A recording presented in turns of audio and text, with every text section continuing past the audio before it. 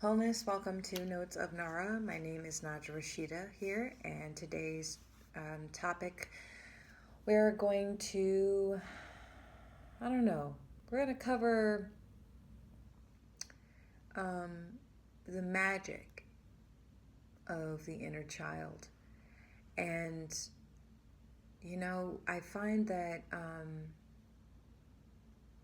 I often wonder, we start out when we enter into this world, the first 7 years of our life and our engagement in this realm, in life, in our families and communities, it's almost like we're yanked from a very mystical, magical place, and then we are we are reborn into a new place, but our memories are wiped clean.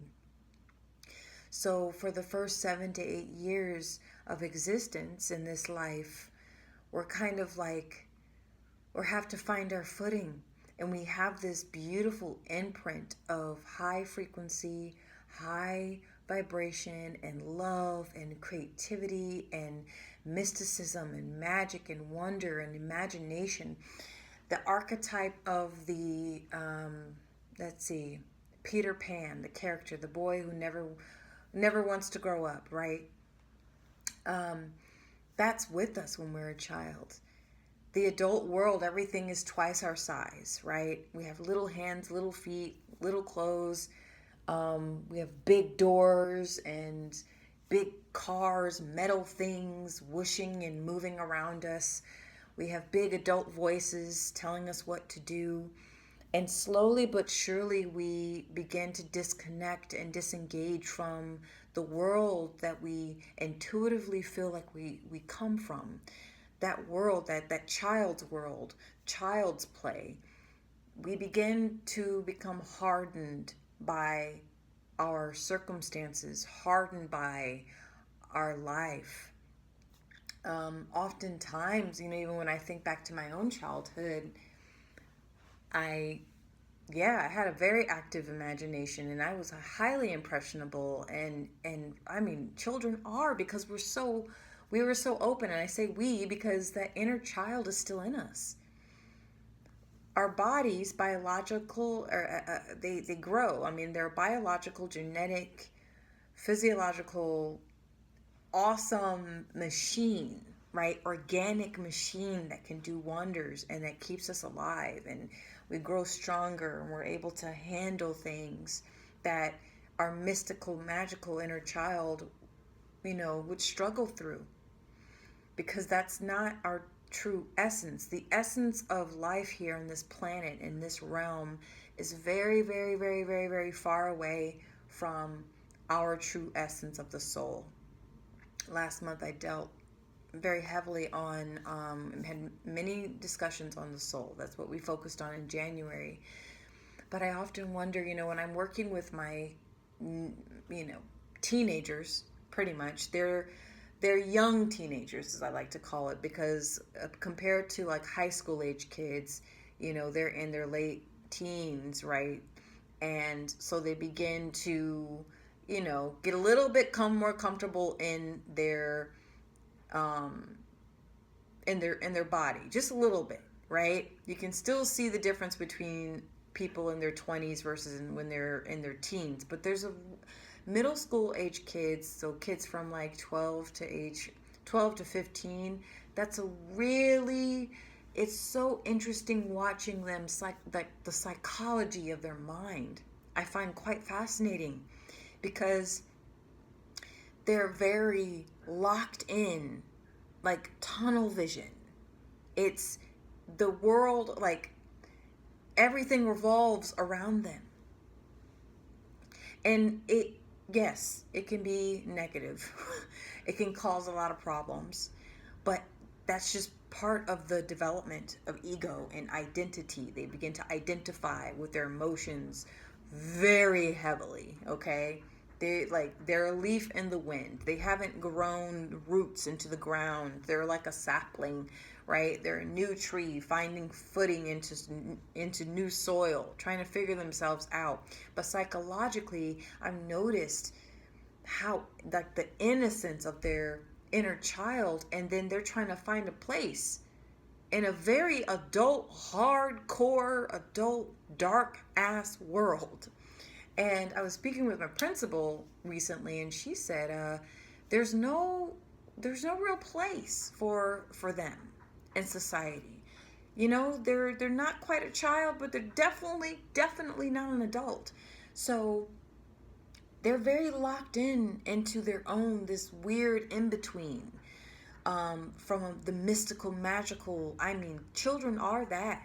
They're so mystical, magical, they don't have the tools to survive in this hard, harsh, raw, uncut world that human beings have fabricated. And that, I mean, it's just part of nature. There's life and death. You go out in nature, you know, you study, you watch a National Geographic, you see the lionesses hunting for food. I mean, there's a lot of death here. And so death to a child is almost non-existent until they're programmed and conditioned and exposed to that raw nature of what death is. And so where do we lose the magic? And you can say traumatic events, circumstances, horrible parenting, sometimes even diseases or illnesses in childhood can tamper with that imagination. I remember there was a book I read of, oh gosh, it was a children's book. I was much younger. I was a child, maybe still in elementary. And it was a book about the atomic bombs being dropped in Nagasaki and Hiroshima, in Japan, right? Or during World War II. And in retaliation, the U.S., you know, because of Pearl Harbor, they dropped the A bomb, 2 A bombs, I believe. And anyway, there was a book written about a young child hospitalized, I guess, due to radiation exposure from the bombs, and there's origami, right? Or the theme of the book was the for each origami creation, I don't know what you call it, but it represented a soul of a child. And I can't remember the title of the book. And I think there were 2 characters, and one of the characters ends up passing away at the very end. It's very heart-wrenching and sad, but that stuck with me. Or the movie from Peter Pan, you know, with Robin Williams, right? Robin Williams. I feel like I was a big fan of his work. Like a huge fan. Like literally, I was sad. Okay, when I heard of when he transitioned out of this world, I was very saddened by that. There was something so magical about that man. There was a certain type of twinkle in his bright blue eyes, and and even like growing up, he was probably like in the 90s. He was well in his 40s, I believe, maybe early 40s. I think early 40s. But he came out with Mrs. Doubtfire, Jumanji. Oh my gosh. And then he got into serious films, Good Will Hunting. Every film I watched this man in, it was like, I don't know. Have you ever looked into someone's eyes and you can click, you can see still the innocence of their spirit? He had that. And then What Dreams May Come. Oh, that's my ultimate favorite. It really deals with the afterlife and deep philosophical issues about life and death and karma and you know, the soul and hurt and pain and then joy. Like, he's one of he's up there with my favorite performers. There's something about that. I feel like he encapsulated the child archetype so strongly. Oh, even like voice acting. What was it? Aladdin. Like, come on. So I feel like he encapsulated the magic of that child, and the people were just so pulled in when you watched him on the screen, because he touched something in you, right? And he was also a father as well. And from what I can remember reading or watching interviews years ago, his children, his very adult children, were just, they loved their father. Like he had a good, good relationship with his kids. Um, and I'm not saying he wasn't, not guilty of some, adult things for sure, but just what the type of energy he brought in, and the type of he was a great reminder of the innocence within ourselves that I found incredibly powerful. And even in there's another film called AI, Artificial Intelligence, where he voices there's a scene where the robot David is seeking his mommy, or his, yeah, I think it was, no, he wanted to be a real boy, right? He wanted to be a real boy. And there's a scene where he goes in with his other AI companion, the other robot, and I can hear Robin Williams' voice.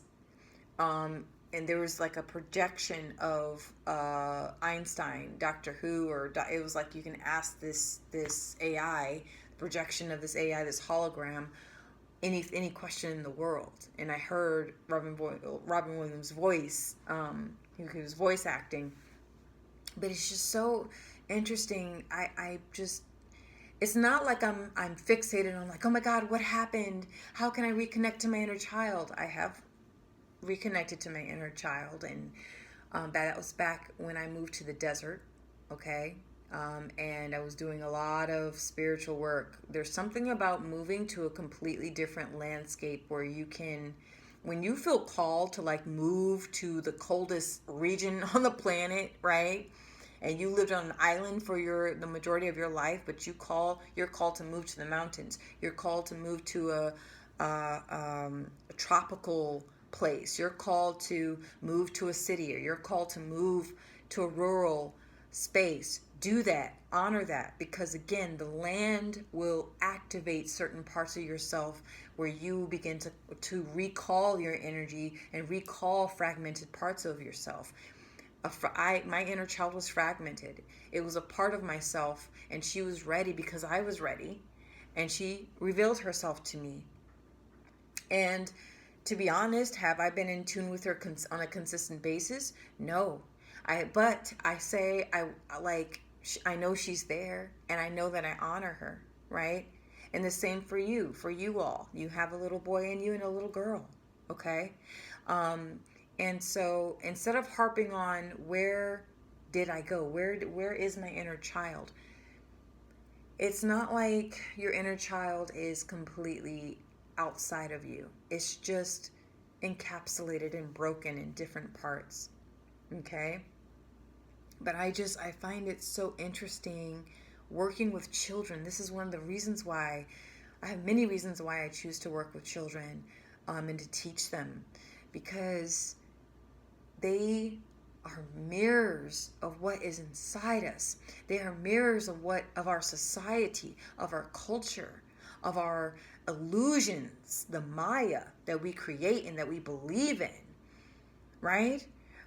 I see it in the classrooms, just like how in the hospital setting I could see health and our societal cultural stance on that through the health system, through my patients. I see the same thing with my students, right? I had the most wonderful opportunity of exposing a 2-year-old little boy that I nannied, and I taught him to play cello. I just exposed it, right? I exposed him to it. We got him a tiny little cello, and now, and I'm kind of upset with myself. I haven't really been in consistent communication with the family that I nannied, but his mom, like, he's still playing the cello. Like, it's amazing what we can do with children and what children can do for us.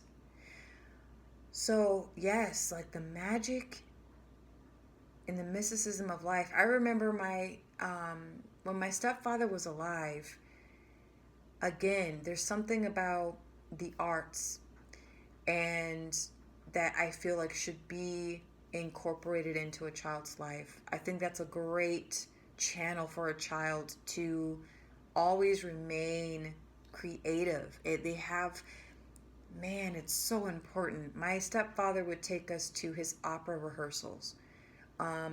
Also, we would do fun activities. We didn't have tons of money at the time. And we lived in upstate New York and Buffalo, and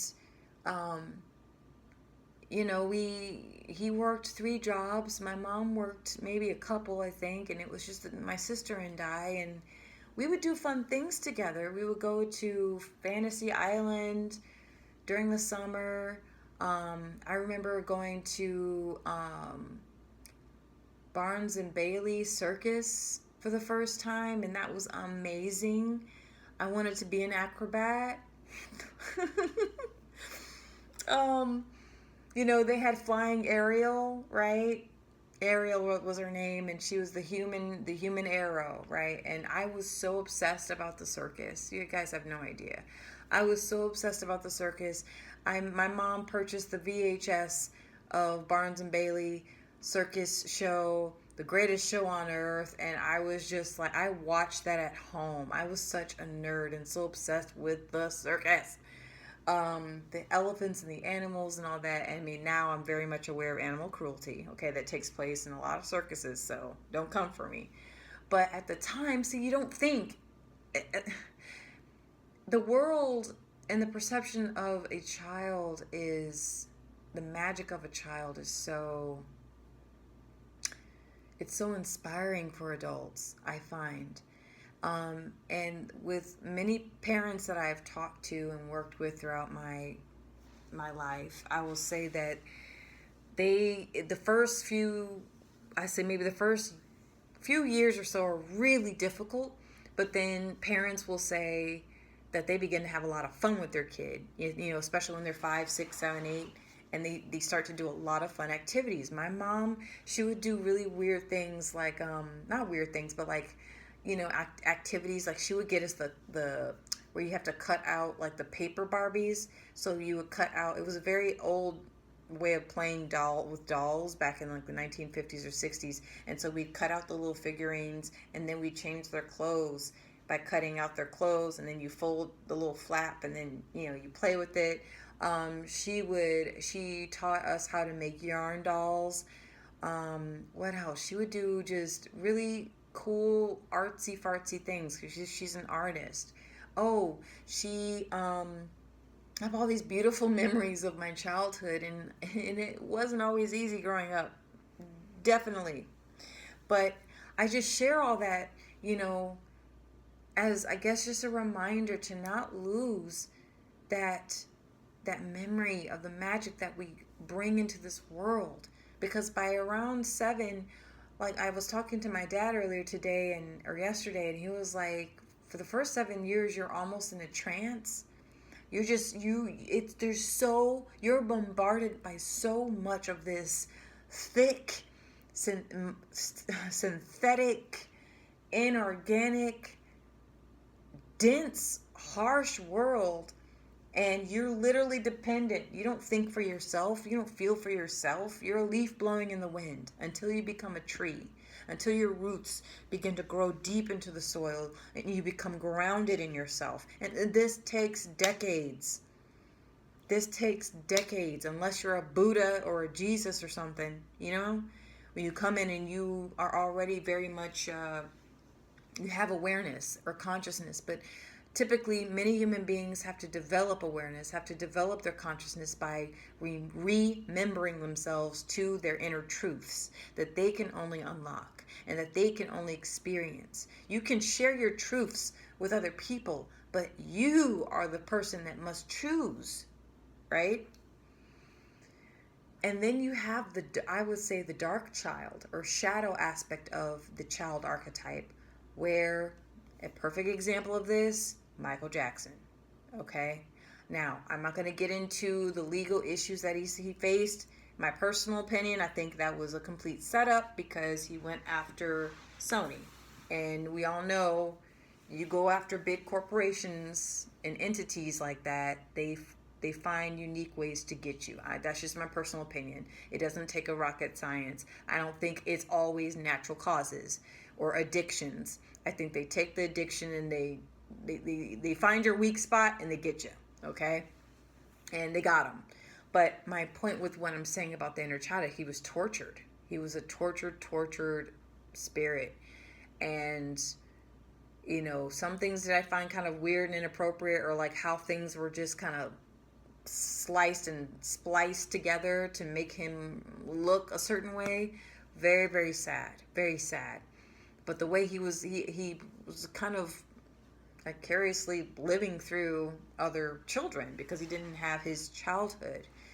There's a very deep, you know, issue with that. Sometimes people have arrested development where they're at age 13 and then they stay there for 40 years. Or they're age 16 and they stay that way for 40, 50, 60 years. You know? So it's yes, we're naturally supposed to mature. We're supposed to become more solid within ourselves.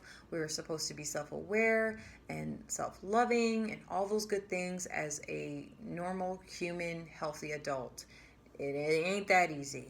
It's not that clear-cut. But I just wanted to make this video to bring light, shed light on the power of the magic of the inner child. That child archetype is within us. And in the Sacred Contracts book that I'm still in the middle of reading and studying, there are different types of inner childs, right? Or child archetypes. You have the wounded, you have the magical child, the spiritual child. It's a little bit more intricate than that. But I think one of the biggest reasons why I feel so in tune with kids in a way, especially with intellectual development, okay, because that's what a lot of what teachers do. We help shape their minds and their character. I will say that in the teaching middle school age kids, 13, 14, 15-year-old kids, so far, for the past 6-7 months, character development, you begin to see it. Because I'm seeing it in some of mine, in my students. Truly. You can see where they have a lot to grow through. Then you see how far that they've come. You see their strengths. So, yes, it's just profound. It's an honor to be able to teach young minds because they teach me too. Teachers are students. We are all students of life. All of us. Yes. My kids, my students will say, you adults always say you guys know more than me. And I very quickly will tell them, no, we don't. We don't know more than you. We just know how to handle stressors and pressures a little bit better than you. Much better than you. We know how to hide. I tell them, I say, like when they're emotional or angry, I said, we cry just like you. We get angry just like you. We get disappointed just like you. We get anxious, depressed just like you. But we can handle it. We can keep ourselves together. We don't completely lose it. Some adults still struggle with those things. Medication, okay? People take antipsychotics. People take antidepressant, and they take ADHD medications, and they take all kinds of to help them get through if it's too much, right? We all get watered and bogged down by the heaviness and density of this world. But there's just something, don't feel that, I guess I've noticed that some adults have been so hardened by life they can't, or they don't want to remember their inner child because it's too painful. And that's completely understandable. That's completely understandable. But for me, I will say working with children really helped heal that. It really helped heal that for me. Especially working with very young kids, like, 9-10-year-olds, when I taught 4th grade for 2 years. and to see what they went through, some things that I went through, very, very horrible things that I went through, and they went through it. They were struggling with it too. That was heartbreaking. I cried a lot. I mean, not just the stresses of being a teacher, but on a human level, some of the things that my 9 and 10-year-old students back in Arizona went through that no child should go through, some of the things that happened to them, that I never experienced in that capacity. Woo. Oh my God. And they still would have some big smile on their face. And you can tell where they were damaged. But at 9, 10 years old, they would still laugh and they would still smile. And that, I'm very much in love with the human race. With all the shit that I've seen and personally experienced. And I still even, I minimize. I find myself minimizing things. And, sometimes family will help you minimize the things that you've experienced. And that can be quite annoying. And you don't even know that they're doing it. Oh, it wasn't that bad. Oh, did that really happen? Oh, I don't remember it happening that way. Or I've even had one family member say, no, you really didn't have it bad. Not as bad as me. To dismiss childhood trauma, people usually will dismiss, your family will dismiss your personal childhood trauma because of the guilt that it triggers in them. The day that they acknowledge how you feel about what happened to you, or the things that they've done to you, or the things that they're aware of that they didn't do anything about, when they acknowledge that, that's true healing in that connection.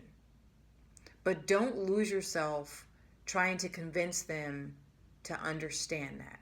Don't lose yourself trying to convince them of how much pain they put you through. That's pointless. Truly. Let them act away. Let them wear the masks of illusion. Let them trick themselves into believing that whatever narrative or story that they believe. Because I've had people, a couple of people in my life who would say, oh, we're friends, and then they minimize my experience that I choose to share with them. You don't have to remain friends or close with people who are like that. If you find that people are struggling to believe you and whatever happened to you, you have a choice of just minimizing contact completely, or just, don't feed into it. Easier said than done. But I just wanted to to share this message with you about your inner child is here, and they're waiting for you. They're waiting for you. That's so important. That's so important to know. Okay, may this message find you well and whole, and let me know how you feel, what you think, and have a good night.